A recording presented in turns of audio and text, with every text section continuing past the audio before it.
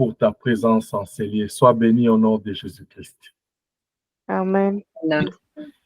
Bienvenue à notre kit d'enseignement de ce soir. Nous sommes pendant notre mois de Pentecôte, là où nous sommes en train de parler de l'Esprit de Dieu, du Saint-Esprit, de Dieu dans sa spiritualité, dans sa divinité.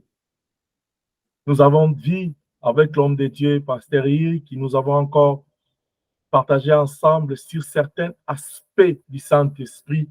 Et ce soir, nous voulons lire le livre des Galates au chapitre 5, le verset 22 au verset 25. Galates, chapitre 5, verset 22 au verset 25. La Bible dit ceci, Galates chapitre 5, verset 22 au verset 25. Mais l'esprit, le fruit de l'esprit, c'est l'amour, la joie, la paix, la patience, la bonté, la bénignité, la fidélité, la douceur, la tempérance. La loi n'est pas contre ces choses. Ceux qui sont en Jésus-Christ ont crucifié la chair avec ses passions et ses désirs. Si nous vivons par l'esprit, marchons aussi par l'esprit. Si c'est ta Bible, j'aimerais que tu soulignes le verset 25. L'apôtre Paul s'adresse aux chrétiens de Galates. L'Esprit de Dieu inspirant Paul à s'adresser aux chrétiens de Galates. Et ce soir, le Saint-Esprit s'adresse à toi et à moi. Il dit, si nous vivons par l'Esprit, marchons aussi selon l'Esprit. Pendant que j'étais en train de méditer ces passages, l'Esprit de Dieu a retenu mon attention au verset 25. Pourquoi l'apôtre Paul, il introduit sa pensée avec une condition. Au conditionnel, il dit, si nous vivons par l'Esprit. Après, il dit, marchons aussi selon l'Esprit. Vous allez comprendre avec moi ce soir, vivre avec l'Esprit et marcher avec l'Esprit, c'est des choses que les chrétiens doivent faire, qui sont liées. Celui qui vit selon l'Esprit, c'est celui-là qui peut marcher selon l'Esprit. Est-ce que je parle à quelqu'un? Amen. Parmi les paroles que le Seigneur a adressées aux disciples, parmi tant les déclarations qu'il a faites sur le Saint-Esprit, il retiendra notre attention quand il dit, quand le Saint-Esprit viendra, l'Esprit de vérité, il vous conduira dans toute la vérité. Mais ici, l'apôtre Paul est en train de nous démontrer que pour que quelqu'un soit conduit par l'Esprit, il doit d'abord au préalablement marcher, selon vivre selon l'Esprit. Pour marcher selon l'Esprit, il faut d'abord, il y a une condition. Il dit, si vous vivez selon l'Esprit, marchez aussi selon l'Esprit. C'est-à-dire, celui qui ne vit pas selon l'Esprit, il ne peut pas marcher selon l'Esprit. C'est-à-dire, en tant que chrétien, en tant qu'enfant de Dieu, l'Esprit de Dieu veut attirer notre attention ce soir sur des choses. Premièrement, nous sommes appelés à vivre selon l'Esprit pour marcher selon l'Esprit. Nous sommes appelés à vivre selon l'Esprit de Dieu et aussi à marcher selon l'Esprit de Dieu. Vous allez voir qu'il y a une chose qui concerne les deux actions que nous devons poser. Ici, le Saint-Esprit veut attirer notre attention sur le fait qu'il est de notre responsabilité, si nous sommes en accord avec Dieu, si nous sommes sauvés, si nous sommes enfants de Dieu, nous devons pratiquer ces deux verbes, vivre et marcher. Mais il insiste sur une préposition, il dit selon le Saint-Esprit. C'est-à-dire, la personne qui reçoit le Saint-Esprit. Actes des Apôtres, chapitre 2, verset 37 à 38 dit, repentez-vous et convertissez-vous, vous recevez le pardon en rémission de vos péchés et les dons du Saint-Esprit. C'est-à-dire, le Saint-Esprit est ces dons, ces sceaux, ces dons que Dieu nous accorde après avoir reçu Jésus-Christ comme Seigneur et Sauveur. Dieu nous fait un don. Dieu nous fait un cadeau spécial. Recevez ma présence. Devenez mon temple. Alors, quand le Saint-Esprit vient en nous, il ne vient pas pour autre chose. Il vient pour nous permettre de vivre selon le Saint-Esprit. Alors, quand on dit selon, c'est-à-dire en conformité avec la volonté du Saint-Esprit. Et nous avons vu le dimanche que le Saint-Esprit, c'est Dieu lui-même dans sa nature glorieuse et puissante. Parce que la Bible démontre qu'au commencement, la terre était informe et vide et l'Esprit de Dieu se mouvait au-dessus des eaux. Et Dieu dit que la lumière soit et la lumière fit. Le Saint-Esprit, c'est Dieu lui-même dans sa nature puissante et glorieuse. Alors, quand nous recevons la parole de Dieu dans Jean 1,12, il dit à tous ceux qui l'ont reçu, à tous ceux qui ont cru en son nom, il leur a donné le pouvoir de devenir enfants de Dieu. C'est comme ça qu'Apocalypse dit, je me tiens à la porte, je frappe. Si tu entends ma voix, tu ouvres, j'entrerai. Quand tu ouvres la porte, c'est la nature de Dieu qui entre. Dieu souffle en toi sa vie au travers de son esprit. Et l'esprit qui vient habiter en toi, l'esprit qui vient habiter en nous, ce n'est pas seulement pour dire que je l'ai reçu, ça fait 20 ans, je suis enfant de Dieu, ça fait 15 ans, j'ai l'esprit de Dieu. Non, c'est pour que tu puisses vivre conformément à la volonté de l'esprit qui est en toi, qui est l'esprit de Dieu, qui est la nature de Dieu lui-même, la personne de Dieu, la personne surnaturelle, la personne spirituelle de Dieu en toi. Et pour parler à Moïse, Dieu avait choisi les moyens matériels. Il s'était matérialisé au travers du buisson ardent. Pour nous, l'Église, le Seigneur se permet d'entrer dans nos vies. Il dit, je frappe, tu entends ma voix, tu ouvres, j'entre. C'est-à-dire, sa personne, au travers de son esprit, il entre. Comme il avait soufflé dans les narines d'Adam, il lui a donné la vie, la personne de Dieu. Au travers de ce souffle, Adam est devenu un être vivant. C'est de la même manière avec nous aujourd'hui. Au travers de notre communion, quand nous ouvrons nos cœurs à Dieu, il nous reçoit. Dieu, quand nous le recevons en nous, il vient entrer en nous au travers de sa nature spirituelle, qui est le Saint-Esprit.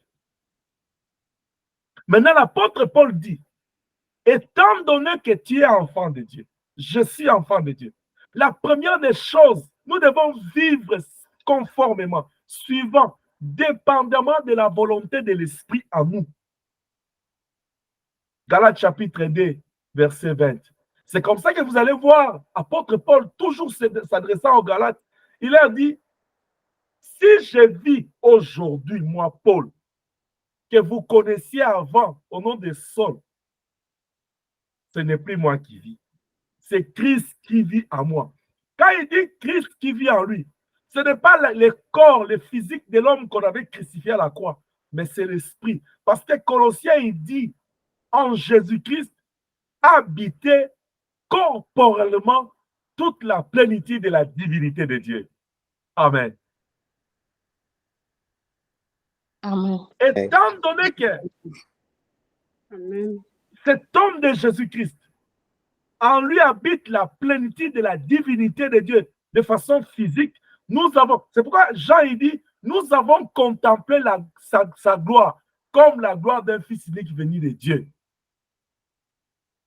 Parce que la gloire qu'il dégageait, ce n'était pas la gloire de l'enfant de Joseph et de Marie, c'était la gloire du Fils de l'homme, c'est la gloire du Fils de Dieu, la gloire du roi, du Messie.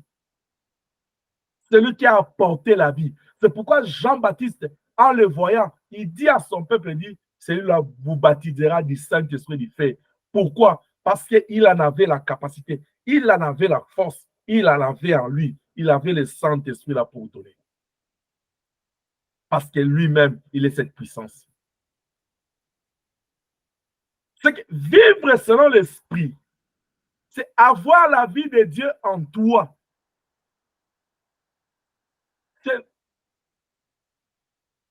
C'est exister conformément à la vie que tu as reçue en toi.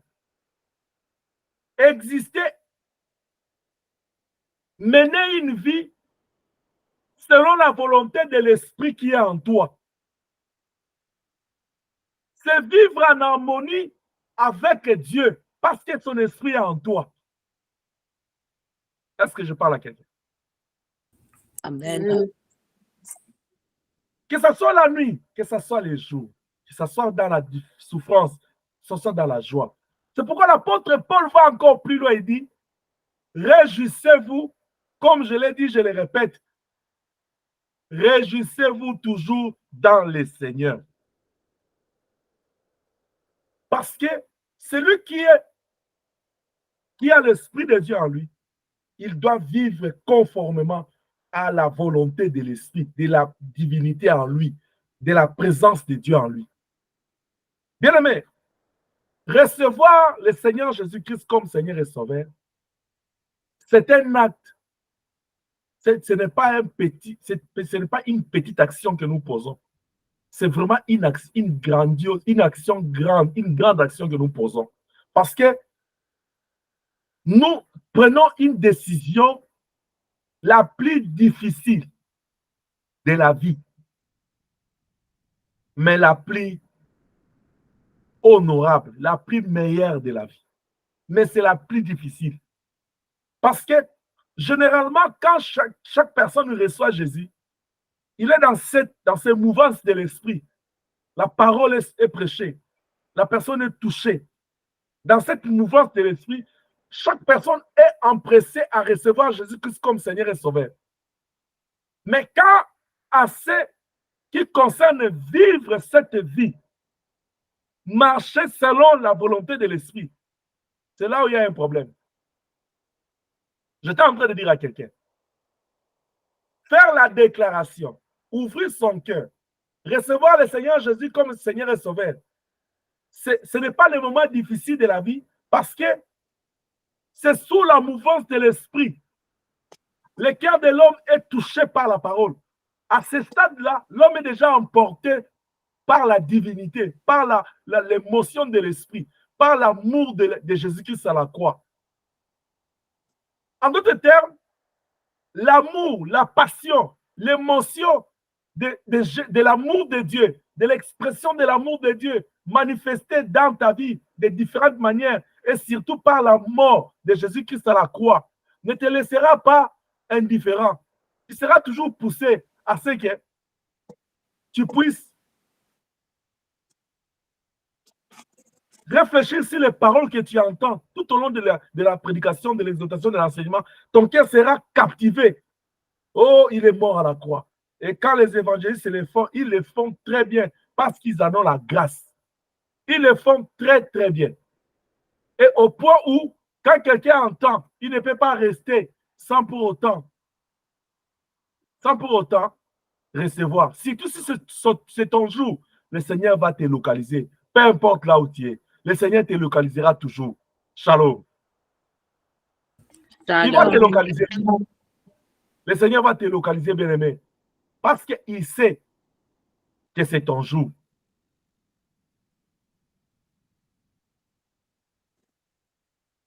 Et pendant ce moment-là, l'homme est emporté, il est sous le mouvement du Saint-Esprit. Et l'amour de Dieu frappe à la porte de son cœur. Il ne peut pas résister. Il va céder. C'est pourquoi vous voyez d'autres personnes, quand ils se convertissent, ils pleurent. Ce n'est pas charnellement qu'il le fait, c'est l'envahissement de l'esprit. Maintenant que le Saint-Esprit est venu dans ta vie, parce que tu l'as reçu comme Seigneur et Sauveur, la phase de vivre et de marcher selon l'esprit, ce n'est pas facile. Parce que c'est un combat.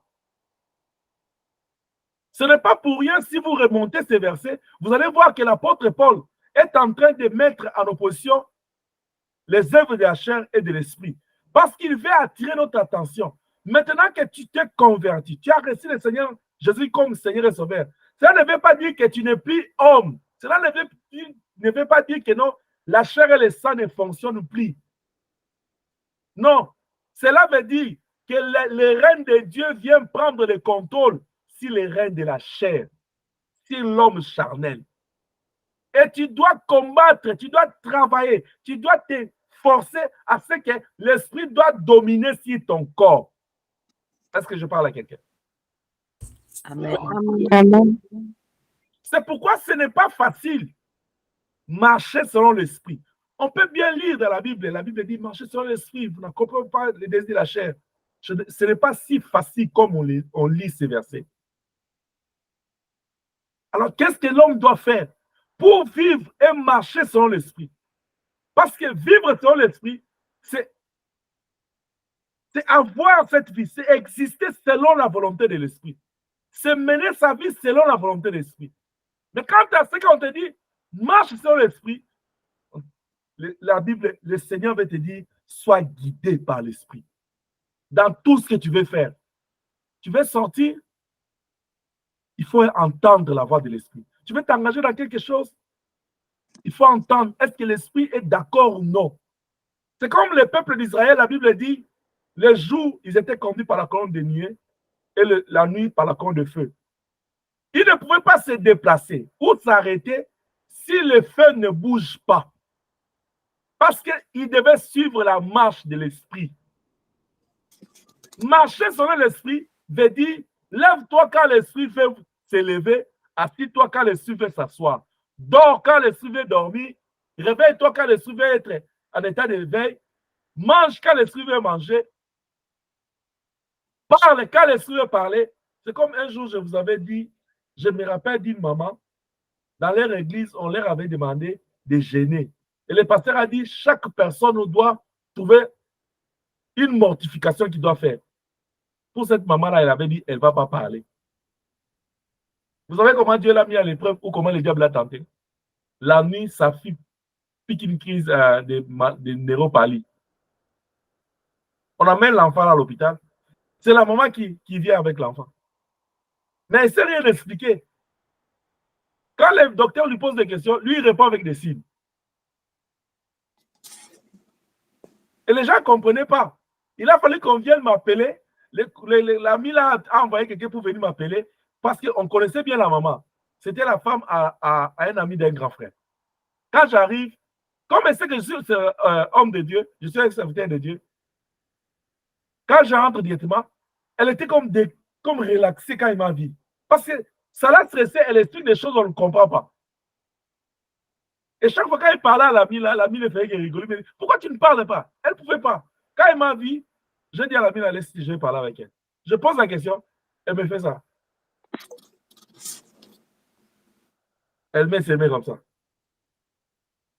Elle s'est ouverte à moi parce que c'est que non, je suis un serviteur de Dieu, je peux comprendre. Ou bien pour elle, je pouvais comprendre et garder le secret de sa prière puisqu'elle ne voulait pas que les gens sachent qu'elle est en prière.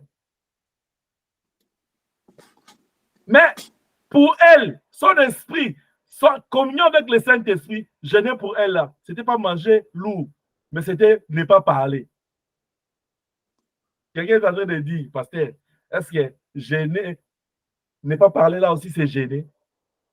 Il faut demander aux gens qui aiment bien parler, qui aiment aussi beaucoup parler. Quand on les prive de la parole là, même dans une assemblée là, quand on dit toi tu ne parles pas, il faut demander comment ça c'est souffrant. Mais pas seulement ça. Pas seulement ça. Mais c'est aussi le fait qu'elle s'est privée d'adresser la parole aux êtres humains. Elle a dit, tout mon temps, je parlerai à Dieu. Elle a gêné.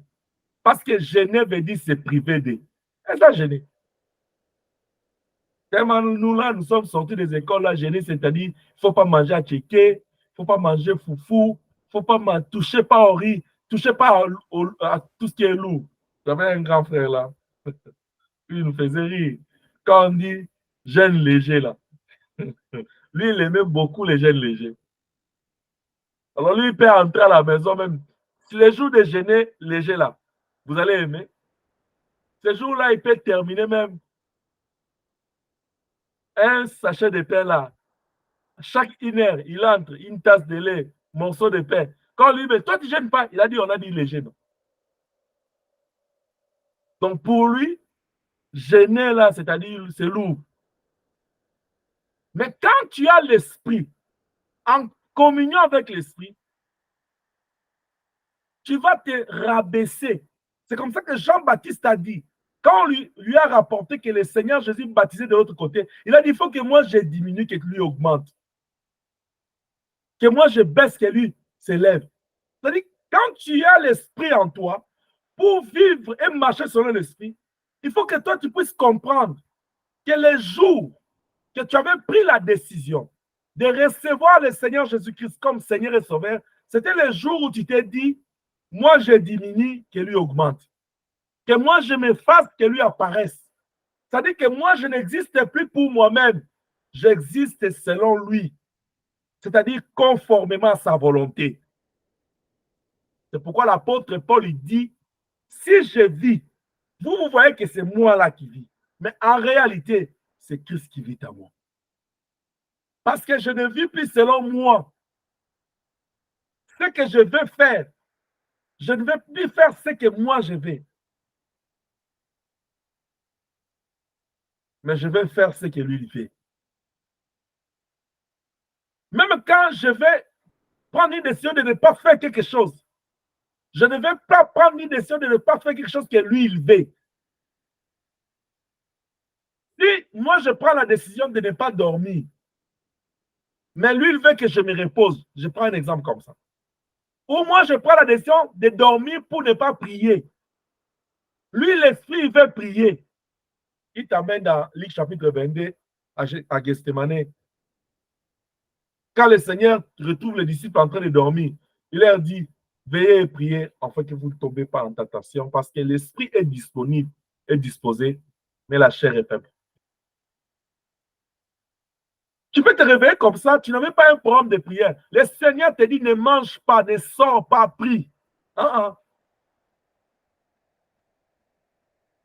Beaucoup de gens, ils lisent dans la parole de Dieu. Même quand Paul parle aux Hébreux, aujourd'hui on est beaucoup dans Paul, il dit,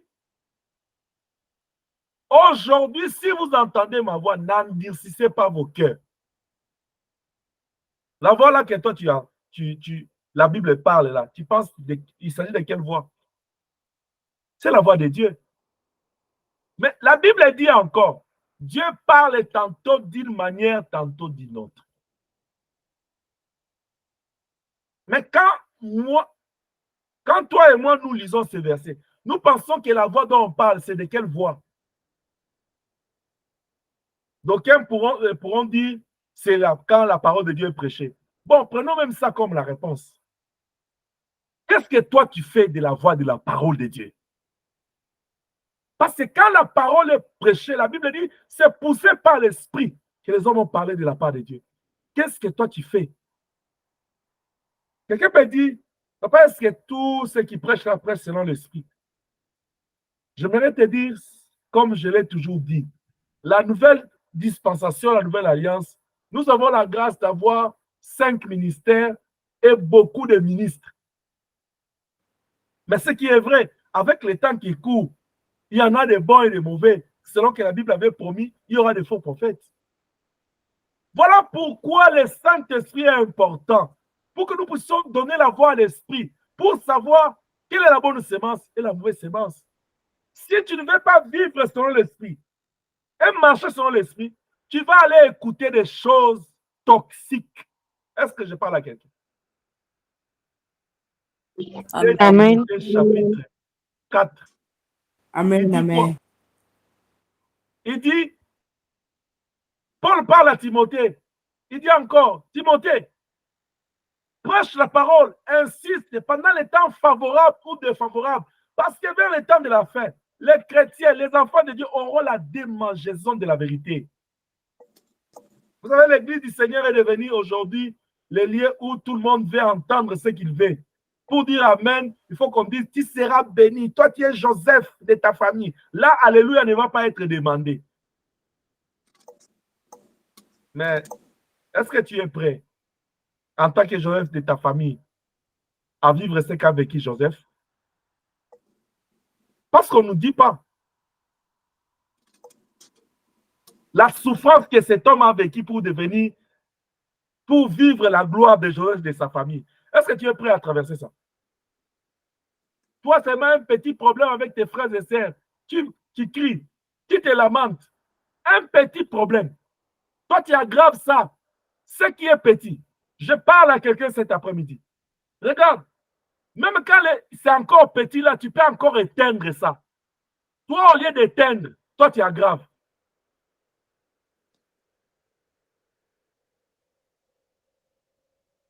Oh, laisse que pendant ces mois de Pentecôte, que le Saint-Esprit te transforme.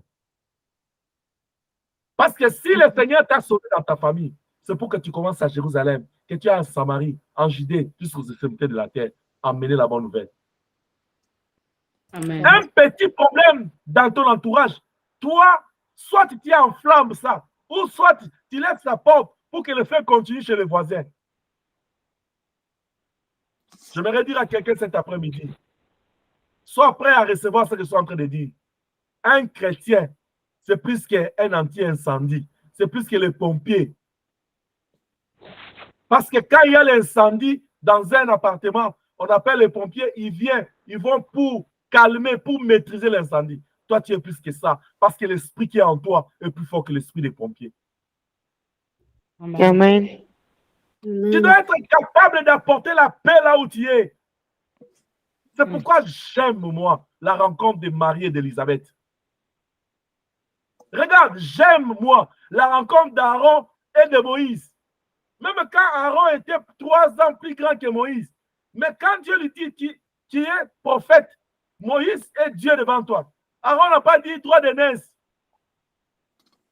Parce que là où il y a l'onction, il y a l'unité, il y a l'amour. Il n'y a pas l'orgueil, il n'y a pas l'esprit hautain. Il n'y a pas la haine, il n'y a pas de rancune, il n'y a pas des rancines et des disputes, l'animosité. Parce que l'esprit de Dieu, c'est l'esprit de joie et de paix. Amen. Il regarde les disciples et dit, je vous donne ma paix, je vous laisse ma paix. Reçois la paix de Dieu là où tu es. Et que laisse que là où partout tu passeras, amène la paix et la vie. Au nom de Jésus-Christ. Amen. Amen.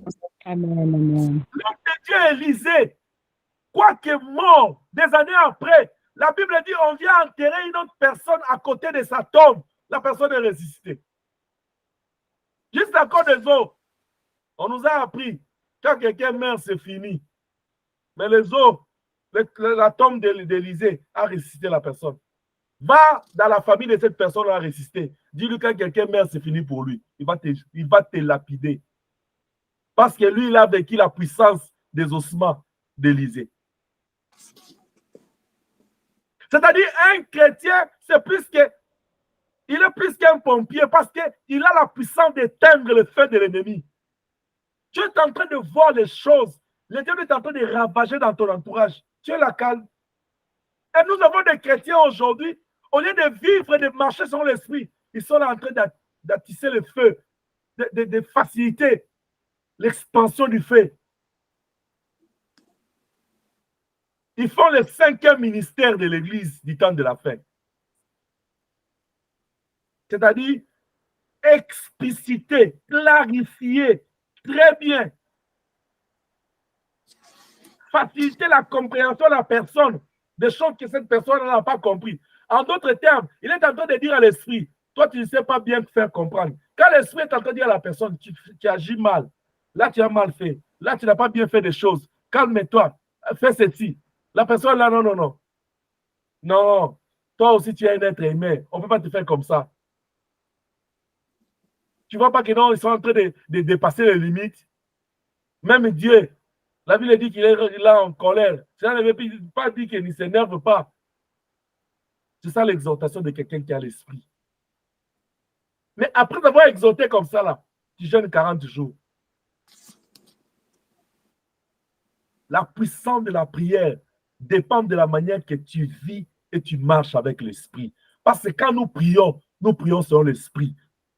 Romains chapitre 8, il est dit. Il dit, le Saint-Esprit nous aide dans nos faiblesses. Quand nous ne savons pas ce que nous devons dire, que nous puissions nous exprimer à Dieu par l'esprit inexprimable. Comment tu peux être exprimé à Dieu si tu n'as pas l'esprit, si tu ne vis pas avec l'esprit, si tu ne marches pas avec lui?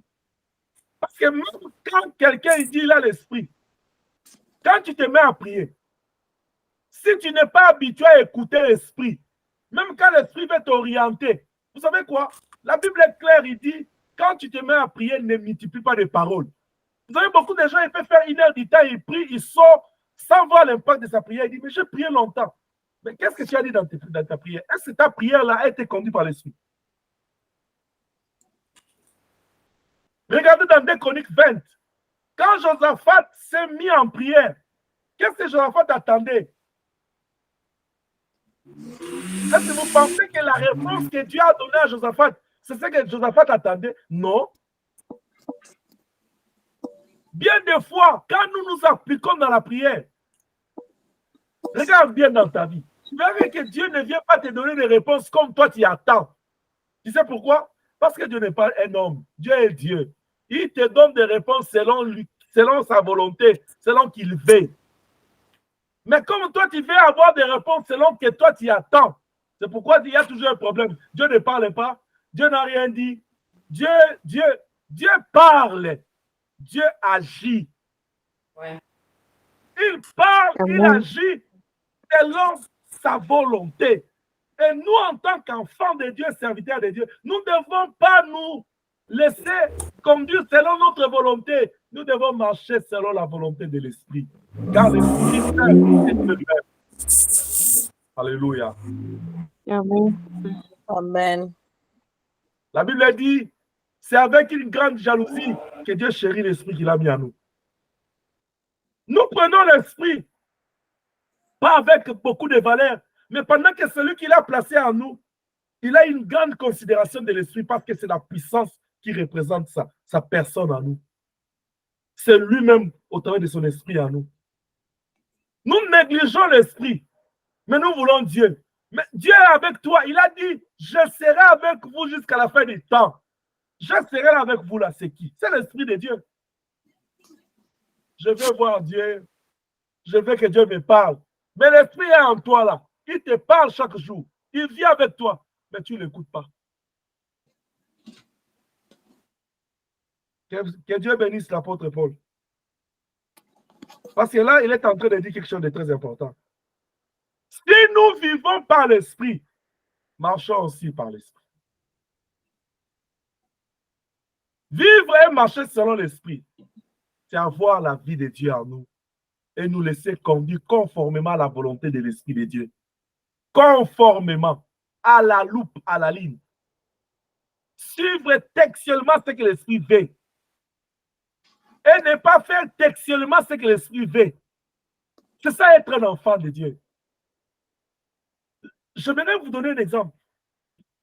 Un parent, quand tu demandes à ton enfant de faire quelque chose, ou tu lui as recommandé de faire quelque chose, ou tu lui as donné une responsabilité quelconque, tu ne vois pas l'enfant en train de faire les choses comme toi tu lui as demandé.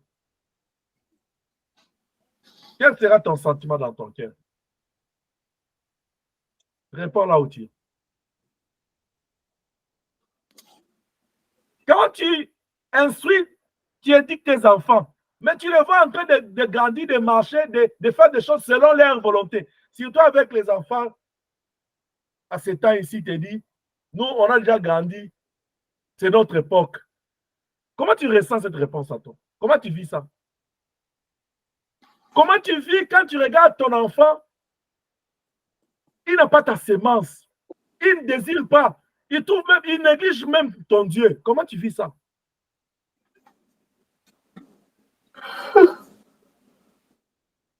C'est de la même manière que vit le Seigneur sur son trône. Quand nous, ses enfants, nous ne suivons pas son esprit. Quand nous sommes prêchés, nous disons Amen. Mais en sortant de l'église, nous oublions la volonté de Dieu. Quand nous recevons la parole de Dieu chaque jour, mais quand vient le moment d'appliquer cette parole-là, tu ne te souviens même pas de ça. Quelle douleur a le Seigneur dans son cœur. Est-ce que cela te préoccupe? Est-ce que cela me préoccupe? Non, l'Église est préoccupée par seulement, Seigneur, tu avais promis de me donner ceci. Seigneur, tu avais dit, Seigneur, tes promesses. Mais ce que toi, tu lui as promis quand tu l'as reçu comme Seigneur Sauveur, c'est de suivre sa volonté, c'est d'obéir à sa volonté. Est-ce que tu le fais? Si tu vis selon la volonté de l'Esprit, tu dois marcher aussi selon la volonté de l'Esprit.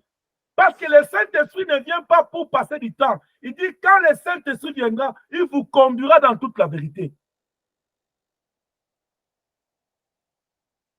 Parce que le Seigneur qui chérit l'Esprit qu'il a mis en nous, pour arriver à nous demander de vivre et de marcher selon l'Esprit, le Seigneur passe par les étapes. Je vais y aller vite. La première étape, c'est la nouvelle naissance. Jean chapitre 1, 12. Jean chapitre 3, 1, 11. Nous avons lu ces versets le dimanche. Le Seigneur ne peut pas venir te demander vivre et marcher selon son esprit s'il sait que tu n'es pas encore né de nouveau. Tu sais pourquoi? Parce qu'il sait que non, dans la nouvelle naissance, c'est un mécanisme de régénération, de naître de nouveau de ton esprit, de redevenir enfant de Dieu. Et Dieu sait qu'il a fait un grand travail le jour de ta nouvelle naissance. Il a posé son esprit en toi, gratuitement, sans que tu demandes.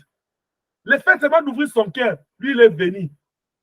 C'est comme Adam était alité, couché, comme un mort. Il ne savait rien. Le Seigneur est venu par sa propre volonté. Il a soufflé.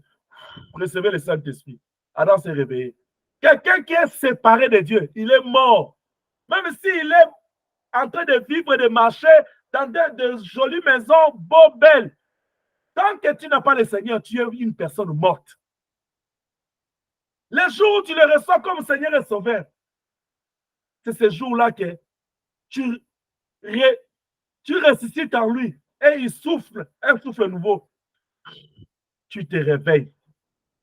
Maintenant qu'il sait que tu as envie, puisque son esprit est en toi, il te regarde. Pourquoi tu as reçu ma parole? Il dit, puisque je veux que tu sois mon Seigneur et Sauveur. Ok.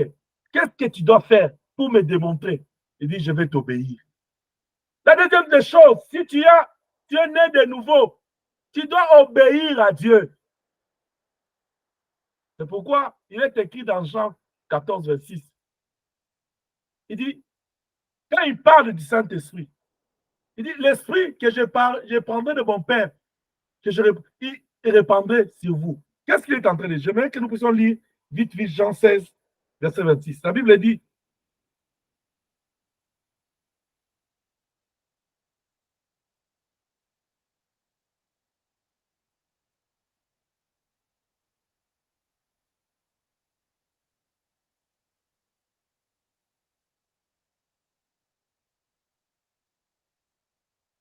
Jean 16.